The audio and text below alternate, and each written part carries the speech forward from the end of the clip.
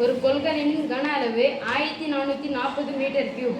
அதன் கன அளவு 1440 மீட்டர் கியூப். ஓகே. அதன் நீளம் மற்றும் அகலம் முறையே நீளம் அகலம் கன அளவு வந்து L into B into H. கவனிச்சாங்க L into B into H. ஈக்குவல்ங்க போட்டுக்கிறேன். நீளம் அகலம் முறையேன்னு சொல்லிட்டாங்க. அப்ப நீளத்துக்கு என்ன போட போறோம்? 15 மீட்டர். 15 மீட்டர். அகலத்துக்கு 8 மீட்டர். 8 மீட்டர். இந்த போட்டுக்கலாமா? Yes miss. அப்ப இது கொடுக்கலனா இததான் கேக்குறாங்கன்னு அர்த்தம். ரைட்? Yes miss. அப்ப x இங்க ஈக்குவல் என்ன போடுறோம்? 1440 மீட்டர் கியூப். இப்போ நீளம் மீட்டர்ல கொடுத்துறாங்க பேசாமே. அகலம் மீட்டர்ல கொடுத்துட்டாங்களா? Yes miss. 15 மீட்டர் போட்டுட்டா? Yes miss. இங்க என்ன போடுறோம்? 8 metre into h equal to 1440 metre cube. நமக்கு தேவையானது 1 2 3 மூணு அளவுகள் கொடுத்துட்டா கன அளவு கேட்பாங்க.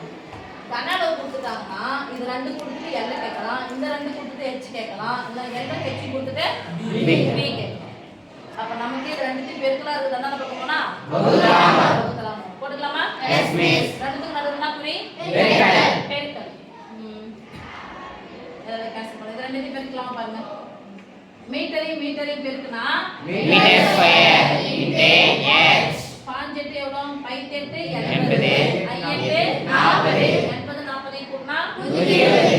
120 ஈக்குவல் டு என்ன சமம் இருக்கு? 1440 மீட்டர் கியூப். Metre cube. இங்க பாருங்க 1 0 1 0 கேன்சல். நடுவுல என்ன இருக்கு? பெருக்கல்.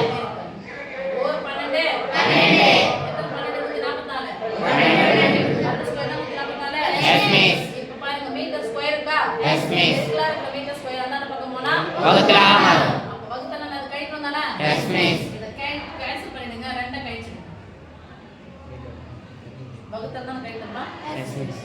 கேன்சல் பண்ணோம்னா அத நீக்குறோம். அப்ப நீக்கிட்டமா எத்தனை நீக்கி இருக்கோம்? 2 நீக்கிட்டோம். இப்ப மீதி என்ன சமைங்க? h equal to 12 எல்லாமே இருக்கு. 3 ல இருந்து 2 கழிச்சா மீதி எத்தனை? 1. அப்ப m எடுத்து 1 அல்லது m. m என்னது? மீட்டர். ஒரு மாதிரி சொல்றது. m என்னது? மீட்டர். உயரம் 12 மீட்டர். உயரம் 12